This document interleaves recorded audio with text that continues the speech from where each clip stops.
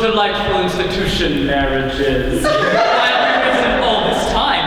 Why didn't we get married 10 years ago? Because you couldn't find anybody nice enough, because you were waiting for us.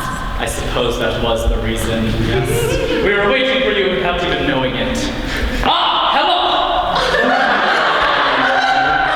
If this man is an undertaker, it's a bad omen. Some sort of ceremony going on. He is an undertaker. Oh, no, a little unimportant family gathering. Nothing in your life. Somebody's birthday, I suppose. Yes, mine. And mine. Curious coincidence. How old may you all be? It's a rude question, but about 10 minutes. Remarkably fine children, but surely you are jesting. In other words, we were married about 10 minutes since. Married? You don't mean to say that you are married? Oh yes, we are married. What, both of you? All of us. Bless my heart, extremely awkward. You don't mind, I suppose. You were not thinking of either of us for yourself.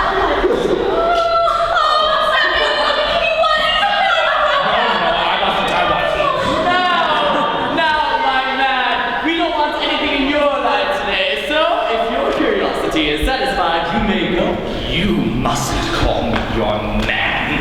It's a liberty. I don't think you know who I am. Not we, indeed. We are jolly Gondoliers, the sons of baptismal Palamary who led the last revolution.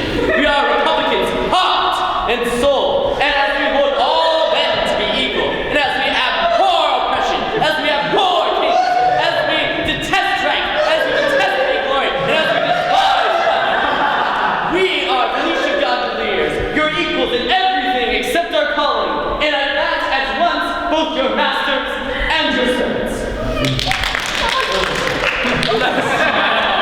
How unfortunate. One of you may be a Baptisto's son, for anything I know to the contrary, but the other is no less a personage than the only son of the late King of Barataria. What? And I trust it was the one who slapped me on my shoulder and called me his man. What does it say? Which one is it? What does it matter? As you are both Republicans and hold kings in detestation, of course you'll abdicate at once. Good morning. Oh, no!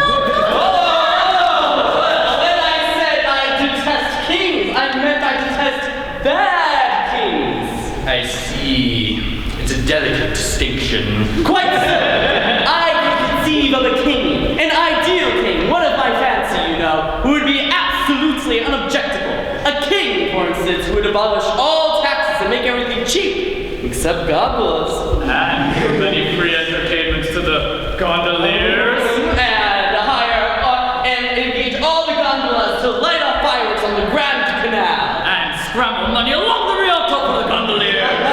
Such a king would be a blessing to his people. And if I were a king, that is the kind of king I would be. And so would I. Oh, he's a fine fellow. That's the kind of politician for my money. Come on, your objections are not insuperable. Oh, they're not insuperable. No, they're not insuperable. Besides, we are open to conviction. Yes, they've often been convicted. Yes, they are open to conviction.